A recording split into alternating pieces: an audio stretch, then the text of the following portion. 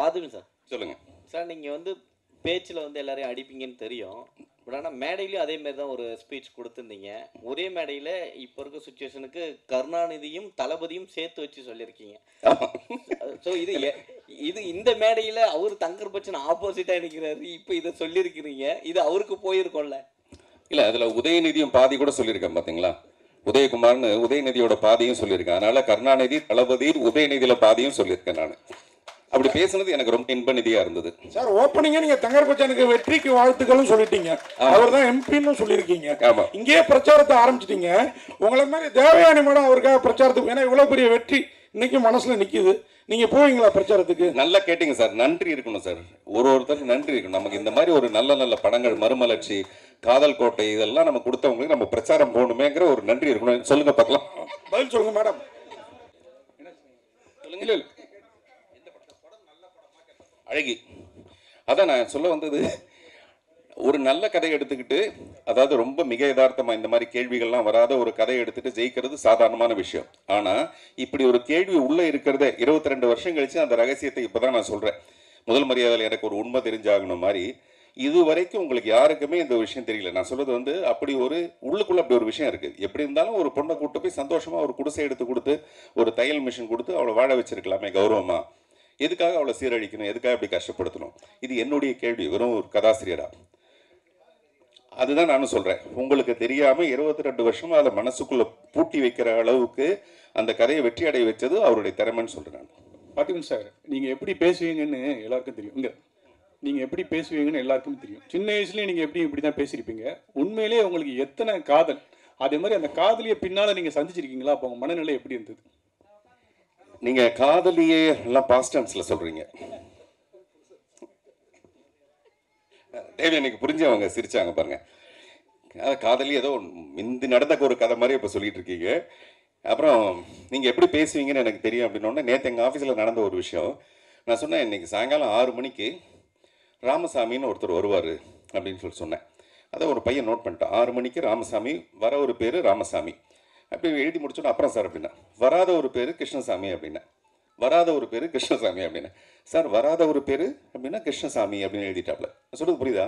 வர ஒரு பேர் ராமசாமி, வராத ஒரு பேர் கிருஷ்ணசாமிட்டு போயிட்டான் அவன் பாட்டில். எனக்கு ரொம்ப ஷாக் ஆகிடுச்சு. அப்படின்னா என்ன அர்த்தம்னா, நான் பேசுறதெல்லாம் ரொம்ப உண்மையை அவன் நம்பிட்டு போயிட்டான்.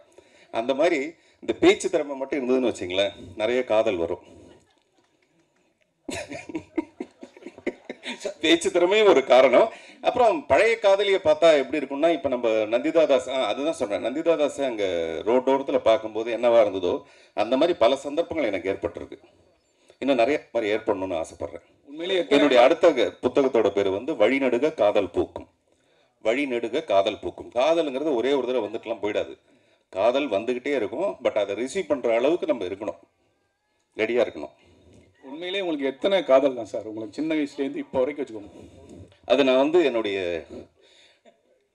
என் நினைவு தவறும் வரை உன் நினைவும் தவறாதுன்னு ஒரு கவிதை எழுதியிருப்பேன். என் நினைவு தவறும் வரை உன் நினைவும் தவறாது. அப்படி எனக்கு ஒரு நினைவு தவற ஒரு நேரம் வரும்போது மொத்தமாக கூட்டி பார்த்து நான் சொல்கிறேன் எத்தனை காதல்ன்ட்டு. ஏன்னா நம்ம இப்போயே முடிவு எடுத்துட்டோன்னு வச்சிங்களேன், இதுக்கப்புறம் வர காதல் அதிகமாக இருந்ததுன்னா, டே அறிவு கட்டோன்னே நீ ஏன்டா இப்போயே முடிவு எடுத்துட்டேன்னு நாளைக்கு வரப்போகிற காதலி நம்மளை கோச்சக்கூடாது இல்லையா? ஆக்சுவலாக காதலுங்கிறது சார், என்ன நாங்கள் எவ்வளோ காதலிக்கிறேனோ அதுதான் காதல். அதுதான் நான் சொல்கிறேன். மனசுக்குள்ளே எவ்வளோ இருக்கோ அதுதான் காதல். காதலிக்கிறது உருவம். 16 வயசில் அவள் அழகாக இருப்பா, 22 வருஷம் கழிச்சு அவள் எப்படி அழகி மாதிரியே இருப்பா. ஆனால் அழகி இருக்கா பார்த்தீங்களா? இது வந்து மனுஷனோட காதல். பார்த்துக்கணும் சார். இப்போல்லாம் படம் வெற்றி பெற்றுச்சுன்னா அந்த படத்தில் நடித்தவங்க, இயக்குனர், இவங்களுக்கெல்லாம் அந்த கார் பங்களாலாம் பரிசு கொடுக்கறது வழக்கமாக இருக்குது. இப்போ அழகி ரீரிலீஸ் எதிர்பார்த்ததை காட்டிலும் பெரிய வெற்றி அடைஞ்சதுன்னா இந்த தயாரிப்பாளர்கிட்ட அதெல்லாம் எதிர்பார்ப்பீங்களா? கொடுப்பாரா அப்படிங்கிறது தான். இல்லை, அவர் வந்து முன்னாடியே சொன்னார். இங்கே பேசும்போது பன்ருட்டியில் நடக்கும்போது போய் பார்த்தேன், இவங்கெல்லாம் சின்ன வீட்டில் சந்தோஷமாக இருந்தாங்கன்னு. எல்லாரும் சின்ன வீட்டில் சந்தோஷமாக தான் இருப்பாங்க. அதனால நீங்கள் பெரிய வீடு இல்லைன்னா கூட ஒரு சின்ன வீடு வாங்கி கொடுத்தீங்கன்னா கூட சந்தோஷமாக இருக்கும் சார். சார் பார்த்துங்க சார். சொல்லுங்கள் சார். நீங்கள் வந்து பேச்சில் வந்து எல்லாரையும் அடிப்பீங்கன்னு தெரியும். பட் ஆனால் மேடையிலையும் அதே மாதிரி தான் ஒரு ஸ்பீச் கொடுத்துருந்தீங்க. ஒரே மேடையில் இப்போ இருக்க சுச்சுவேஷனுக்கு கருணாநிதியும் தளபதியும் சேர்த்து வச்சு சொல்லியிருக்கீங்க. ஸோ இது இந்த மேடையில் அவர் தங்கர் பச்சன் ஆப்போசிட்டாக நிற்கிறாரு. இப்போ இதை சொல்லியிருக்கிறீங்க, இது அவருக்கு போயிருக்கோம்ல. இல்லை, அதில் உதயநிதியும் பாதி கூட சொல்லியிருக்கேன் பார்த்தீங்களா? உதயகுமார்னு உதயநிதியோட பாதையும் சொல்லியிருக்கேன். அதனால கருணாநிதி, தளபதி, உதயநிதியில பாதையும் சொல்லியிருக்கேன் நான். அப்படி பேசுனது எனக்கு ரொம்ப இன்ப நிதியா இருந்தது. சார் ஓப்பனிங்க நீங்க தங்கர்பச்சானுக்கு வெற்றிக்கு வாழ்த்துக்களும் சொல்லிட்டீங்க, அவர் தான் எம்பின்னு சொல்லியிருக்கீங்க. ஆமா. இங்கேயே பிரச்சாரத்தை ஆரம்பிச்சிட்டீங்க. உங்களை மாதிரி தேவயானி மேடம் அவருக்காக பிரச்சாரத்துக்கு, ஏன்னா இவ்வளவு பெரிய வெற்றி இன்னைக்கு மனசுல நிக்குது, நீங்க போவீங்களா பிரச்சாரத்துக்கு? நல்லா கேட்டீங்க சார். நன்றி இருக்கணும் சார், ஒருத்தருக்கு நன்றி இருக்கணும். நமக்கு இந்த மாதிரி ஒரு நல்ல நல்ல படங்கள், மறுமலர்ச்சி, காதல் கோட்டை, இதெல்லாம் நம்ம கொடுத்தவங்களுக்கு நம்ம பிரச்சாரம் போகணுமேங்கிற ஒரு நன்றி இருக்கணும். சொல்லுங்க பார்க்கலாம். பதில் சொல்லுங்க மேடம். சார் அது மாதிரி தயாரிப்பாளர் வந்து நந்திதா கையில தாமரை வச்சிருக்காரு. அவர் வெற்றி பட்டா நல்லா இருக்கும். அவர் வெற்றி அடையணும் இல்லையா? அவர் ஒரு புது ஜர்னில ஆரம்பிக்கிறாரு. அந்த ஜர்னி அவருக்கு சிறப்பா வரட்டும்னு நான் வேண்டிக்கிறேன், வாழ்த்துறேன். பாத்தீங்க சார், தயாரிப்பாளர் ஏதோ நினைச்சு கையில வந்து தாமரை பூ வச்சிருக்காரு. அது வந்து என்ன நினைக்கிறீங்க? அது ஏன்னா தங்கர்பச்சான் அவருக்கு நண்பர், அவரும் இப்போ அந்த கூட்டணியில தான் இருக்கிறாரு. அதனால தான் இந்த ரீரிலீஸோவா எங்களுக்கு அந்த சந்தேகம். அது தெரியல. தயாரிப்பாளர் வந்து தாமரை பூ வச்சிருந்தா தப்பு இல்லைங்க, தாமரைன்னு ஒரு பெண்ணை வச்சிருந்தா தான் தப்பு. அவர் தான் தேவயானி மேடத்தையே சகோதரின்ட்டாரு. தேவயானி கிட்ட வந்து எல்லாருக்குமே அந்த மாதிரியான ஒரு விஷயம் உண்டுங்க. அது ரொம்ப ரொம்ப முக்கியமான விஷயம். அந்த குடும்ப பாங்கான ஒரு விஷயம் வந்து நடிப்பில் மட்டுமே கிடையாது. நான் அவங்கள இப்போ நாங்கள் ஒரு 3 படம் நடிச்சிருக்கோம். மூணு படம் தான் நடிச்சிருக்கோம். நான் கொஞ்சம் பொய் சொல்லுவேன், அதனால மிஸ் ஆகிருக்கும்னு நினைக்கிறேன் நான். ஸோ அவங்கக்கிட்ட வந்து அந்த மாதிரியான ஒரு பண்பு இருக்குது. நம்ம பார்த்தா நான் அழகாக நான் வழக்கமாக சொல்லுவேன், எந்த பொண்ணை பார்த்தாலும் நமக்கு முதல்ல மரியாதை வரணும், அப்புறம் தான் மீதி எல்லாம் வரணும். அந்த மரியாதை வந்து தேவயானிகிட்ட எப்போவுமே வரும். வாழ்த்துக்கள். பார்த்திபன் சார், இங்கேங்க ஆக்சுவலி இப்போ வர படங்களுக்கு பெரிய படங்களாக இருக்கட்டும், சிறிய படங்களாக இருக்கட்டும், ஆனால் தேட்டர்கள் வந்து கிடைக்கிறதே இல்லை. ரீரிலீஸ் வந்து வருது, சில பேர் வந்து தகவல் ஏன் ரீரிலீஸ் பண்ணோம், எல்லாம் டிவியில் எல்லாத்துலேயுமே போட்டாங்களே எதுக்காக அப்படின்ற ஒரு கேள்வி இருக்குது. ஸோ இதை பற்றி என்ன நினைக்கிறேன்? ஏன்னா நீங்களும் படம் எடுத்துகிட்டு இருக்கீங்க இப்போ இன்ன வரையும். ஸோ தேட்டர்கள் கிடைக்காம நிறைய முறை நீங்களும் சொல்லியிருப்பீங்க. இதை பற்றி என்ன நினைக்கிறீங்க? இல்லை, நான் வந்து இந்த ரீரிலீஸ் ஆகிற படங்களை பற்றி எப்போவுமே சொன்னது கிடையாது. நல்ல விஷயங்கள் வந்து மறுபடியும் நமக்கு வந்துக்கிட்டே தீரும். அலைகள் மாதிரி மறுபடியும் வந்து அது காலம் நம்ம தொட்டுக்கிட்டே இருக்க மாதிரி நல்ல படங்கள் திரும்பியும் வரும். அந்த மாதிரி தான் இந்த படம். அது வேட்டையாட விளையாட இருந்தாலும் சரி, 96 இருந்தாலும் சரி. இன்னும் சொல்லப்போனால் இந்த அழகிய ஒரு வகையான தேவதாஸ் தான். தேவதாஸ்னு நாகேஸ்வரன் சாவித்திரி நடித்த படம் பார்த்தீங்கன்னா அந்த கதையோட ஒரு மைய கருத்து இந்த படத்துலையும் இருக்கும். இப்போ நான் சொல்கிறது 2வது அதிர்ச்சி தகவல் சொல்கிறேன். இதெல்லாம் நான் ஏன் சொல்கிறேன்னா, நாளைக்கு படம் பார்க்கும்போது இல்லை, ஏதோ ஒரு வகையில் பழைய அழகி தானே அப்படின்னு இல்லாமல் இந்த அழகில் இன்னும் நிறைய விஷயம் இருக்குதுன்னு சொல்கிறதுக்காக நான் இந்த விஷயத்த சொல்கிறேன். அதனால் இது ஒரு ஓப்பன் கிரவுண்ட், யார் வேணாலும் விளையாடலாம். ஆனால் பெரிய படங்கள் வரும்போது மட்டும்தான் என்னுடைய அப்ஜெக்ஷன் என்ன இருக்குன்னா, பொங்கல் தீபாவளி மாதிரி படங்கள் டைமில் ஏன் நீங்கள் பெரிய படங்களை ரிலீஸ் பண்ணுறீங்க? அந்த நேரத்தில் நீங்கள் சின்ன படங்களை ரிலீஸ் பண்ணுங்கள். ஏன்னா பெரிய நடிகர்களோட படம் ரிலீஸ் ஆகிறதே ஒரு பொங்கல் மாதிரி பண்டிகை தானேன்னு அடிக்கடி நான் சொல்லிட்டு இருக்கேன். அதனால் என்னுடைய பிரச்சனை வந்து பெரிய படங்கள் கிடைக்கும்போது சின்ன படங்களுக்கு இடம் கிடைக்க மாட்டேங்குது அப்படிங்கிறது தான் என்னுடைய விஷயம். ஆனால் அழகி மாதிரி இந்த படங்களுக்கு கிடையாது.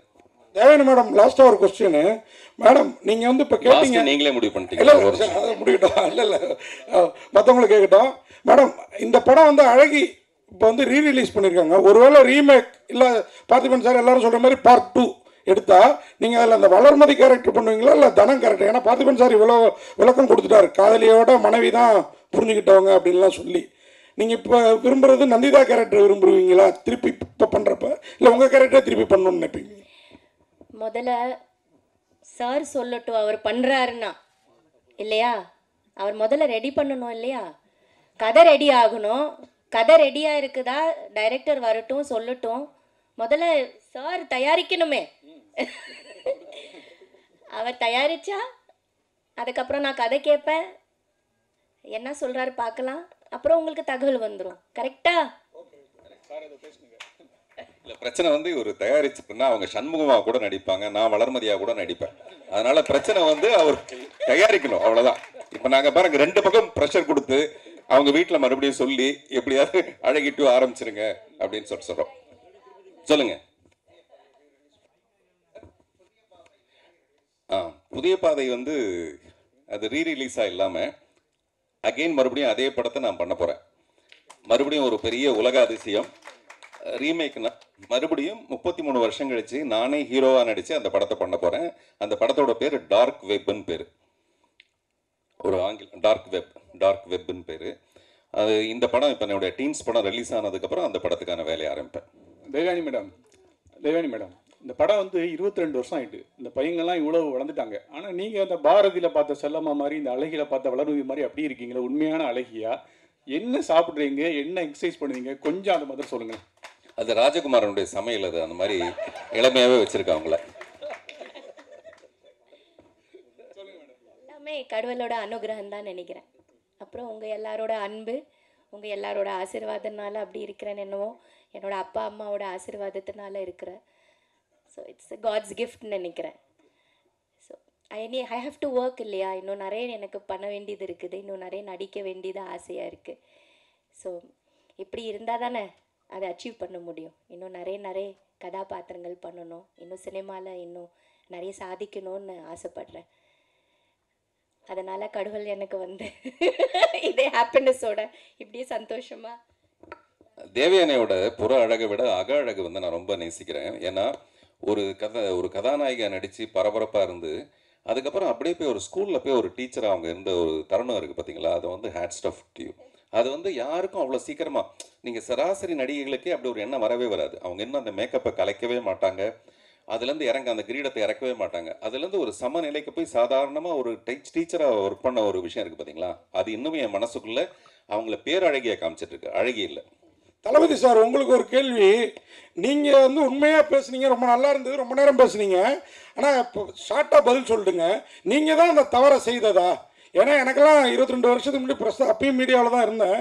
இந்த மோனிகாவையும் நந்திதாவையும் மேட்ச் பண்ணி பார்க்கவே முடியல. தேவயானி கூட என்னால் மேட்ச் பண்ணி பார்க்க முடிஞ்சுது. இது தங்கர் பச்சன் செஞ்சிருப்பார் நான் நினச்சேன். நீங்களே வாலண்டரியாக ஒத்துக்கிட்டீங்க அவர் ஒளிவராஜ பண்ணியிருக்கக்கூடாதுன்னு. எப்படி மோனிகாவையும் மூக்கு மட்டும்தான் பார்த்தீங்கன்னா, எனக்கு தேவயானிக்கு கூட மோனிகா செட் ஆவாங்க. எப்படி நீங்கள் நந்திதாவோட பிளான் பண்ணீங்க? இல்லை, ஆக்சுவலாக பார்த்தீங்கன்னா அந்த சின்ன குட்டி பொண்ணு வந்தது இல்லையா, அந்த குட்டி பொண்ணு வந்து கலராக இருக்குன்னு சொல்லிட்டு ஒரு தங்கர் பச்சான் வந்து வேண்டான்னு சொல்கிறாரு என்கிட்ட. நான் இல்லைங்க, என்னங்க அவர் சொன்ன வார்த்தை வேறு மாதிரி. இப்படி இந்த கலராக இருக்கா, நந்திதாஸ் கருப்பாக இருக்கா, எப்படி அதை மேட்ச் பண்ண முடியும் அப்படின்னு சொன்னார். இல்லைங்க, நந்திதாஸுக்கு ஒரு குழந்தை பிறந்து அது கூட அதே மாதிரி இருக்குமான்னு சொல்ல முடியாது. அதே மாதிரி நந்திதாஸுக்கு ஒரு தங்கச்சி இருந்தால் அது கூட அதே மாதிரி இருக்குமான்னு சொல்ல முடியாது. நான் கிட்டத்தட்ட 100 குழந்தைங்களை பார்த்துட்டேன். எனக்கு இருக்கிறதுல நந்திதாஸுடைய அந்த ஸ்பெஷாலிட்டி மூக்கு வந்து இந்த பொண்ணுக்கு இருக்குது. இப்போ நான் அதுக்கு சொன்னேன், அதே மாதிரி தான் இதுக்கும் அதுதான் நான் நினச்சேன். இந்த மாதிரி இருக்குதுன்னு நான் நினைக்கிறேன். அதனால் என்னால் முடிஞ்ச அளவுக்கு நான் பார்த்துட்டேன். இதுக்கு மேலே என்னால் பார்க்க முடியாதுன்னு நான் சொல்லி அவர் வேறு